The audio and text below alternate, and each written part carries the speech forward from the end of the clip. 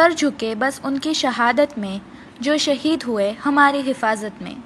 शहीदों को नमन, भावपूर्णम श्रद्धांजलि। Good morning everybody.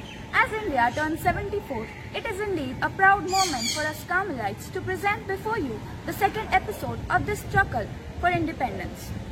Today we shall focus mainly on how a few brave Indians put up a united front to free India from the clutches of the British. Freedom fighters made sacrifices which one cannot imagine anyone doing for their country. The amount of pain and hardships they have been through can never be put into words. The generations after them will always be indebted to them for their sacrifice and hard work.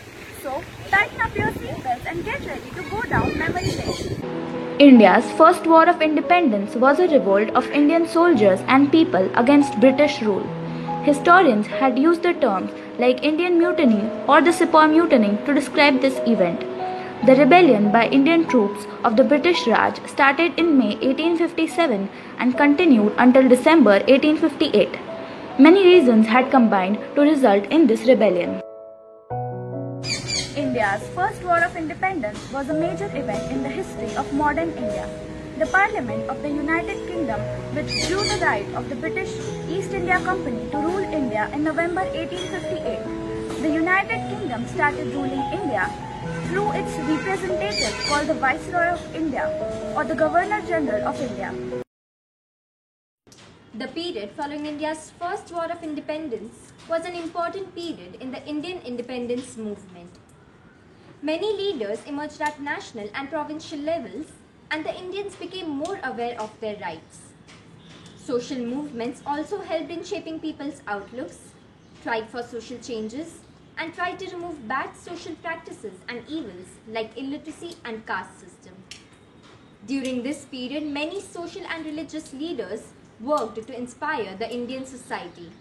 They included men like Swami Vivekananda, Ramakrishna, Sir Aurobindo, Subramanya Bharati, Bankim Chandra Chatterjee, Sir Syed Ahmad Khan, Rabindranath Tagore, Dadabhai Nauroji, and Lokmanya Tilak. They spread the message of self-confidence, removing social evils, and making India free from domination of foreign power. Lokmanya Tilak was one such leader who was not very modest in his views. The British arrested him. In the court, he declared, "Swaraj is my birthright." This concept of Swaraj later became the main policy and philosophy of India's independence movement in the following decades until India became independent. In 1885, at the suggestion of Alan Octavian Hume, 73 Indian delegates met in Bombay. They founded the Indian National Congress. The delegates represented educated Indians in professions such as law, teaching, and journalism. To begin with, the Indian National Congress was not a very active political party. It met annually and gave suggestions to the rulers of the British Raj. The suggestions were generally related to the civil rights and opportunities for Indians in government jobs. Despite its claim to represent all the Indians, it represented only the educated and higher class of the society. In 1900, the Indian National Congress became a national party. In 1905, Lord Curzon, the Viceroy, and the Governor General of India divided Bengal province into two provinces, Eastern Bengal and Assam with its capital at Dhaka, and West Bengal with its capital at Calcutta. At that time, Calcutta was the capital city of the British Raj. The people became very angry at that partition. The people created the phrase divide and rule for the policy followed by the British Empire. The leading intellectual figures of India at that time expressed their unhappiness at this partition. In 1919, the British made a new law named the Rowlatt Act. Under this law, the government got many powers, including the ability to arrest people and keep them in prisons without a trial. They also obtained the power to stop newspapers from reporting and printing news. The people called this act the Black Act. Indians protested against this law in many places. The Rowlatt Act, also known as the Black Act, vested the Viceroy's government with extraordinary powers to quell sedition by silencing the press, detaining political activists without trial, and arresting any individual suspected of sedition or treason without a trial. In protest, a nationwide strike was called, marking the beginning of widespread and popular discontent. The Jallianwala Bagh massacre, also known as the Amritsar massacre, took place on 13th April 1919, when acting Brigadier General Reginald Dyer ordered troops of the British Indian Army to fire their rifles into a crowd of unarmed Indian civilians in Jallianwala Bagh, Amritsar, Punjab, killing at least 379 people and injuring over 1,000 other people. On Sunday, 13th April 1919, General Reginald Dyer, convinced that a major insurrection could take place, banned all public meetings. This notice was not widely disseminated among the people, and so many villagers had gathered in the Jallianwala Bagh to celebrate the important Indian festival of Baisakhi and to peacefully protest the arrests of two national leaders, Satyapal and Dr. Saifuddin Kichlu. Dyer, along with his troops, entered the garden, blocking the main entrance behind him, took a position on the raised bank, and with no warning, opened fire on the crowd for about 10 minutes, directing their bullets largely towards a few open gates through which the people were trying to flee, until their ammunition was almost exhausted. Dyer was lauded for his actions by some in Britain, and he indeed became an hero among those who directly benefited from the British Raj, like the members of the House of Lords. The ineffective inquiry, together with the few accolades of Dyer, fueled great widespread anger against the British among the Indian populace, which led to the non-cooperation movement of 1920-22.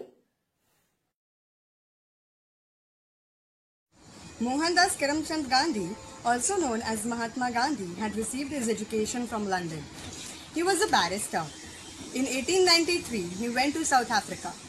After he was thrown off the train for being a colored person and sitting in a first-class seat, he took that emotion to begin to fight for the injustice faced by many colored people at that time.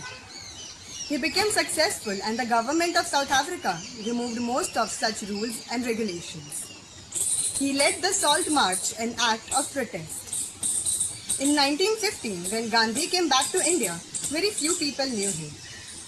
Under his leadership, Indians began to use a different method to gain independence. The non-cooperation movement was launched on 5th September 1920 by Mahatma Gandhi with the aim of self-governance and obtaining full independence, as the Indian National Congress withdrew its support for British reforms following the Rowlatt Act of 21st March 1919 and the Jallianwala Bagh massacre of 13th April 1919.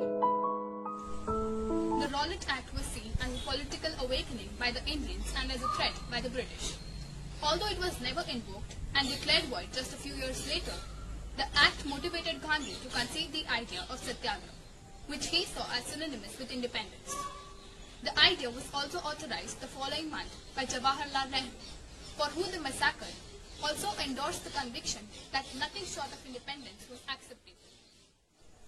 Gandhi's planning of the non-cooperation movement included persuading all Indians to withdraw their labor from any activity that sustained British government or economy in India, including the British factories and educational institutions. In addition to promoting self-reliance by spinning the khadi, buying Indian-made goods only, and doing away with English clothes, Gandhi's non-cooperation movement also called for the restoration of the Khilafat in Turkey and the end to untouchability. It was one of the movements for Indian independence from British rule and ended suddenly in February 1922 after the Chauri Chaura incident.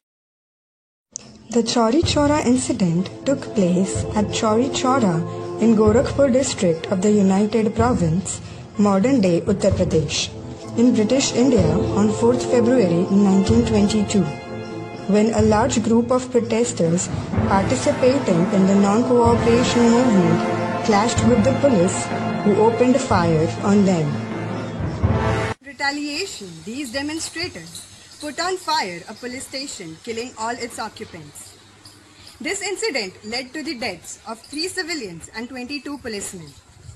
Mahatma Gandhi, who was strictly against violence, called off the non-cooperation movement at the national level on 12th February 1922 as a direct result of this incident. The non-cooperation movement was the first attempt at an all-India mass struggle against the British.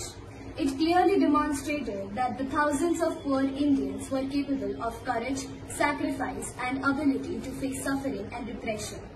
The movement was no longer limited to a few urban educated people. Thousands of people worked side by side, fought operation for months. The movement became wider in its scope. People realized the strength of their unity. It turned the Congress into a nationalist organization and became a national movement. It proved the viability of Gandhian techniques. This movement proved that the Gandhian techniques of non-violent agitation were largely successful of mobilizing the masses. Boycott of foreign goods and services and the promotion of khadi and native goods was a part of this movement.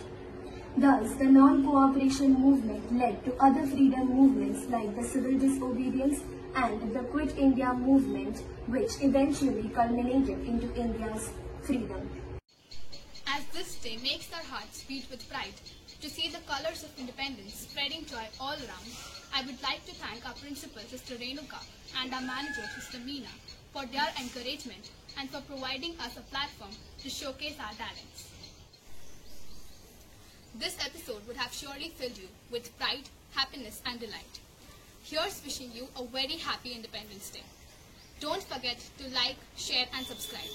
Stay tuned for tomorrow's episode on the Indian Freedom Movement. Till then, keep your spirits high so that our dreams of tomorrow come true and the glory of independence be with us forever.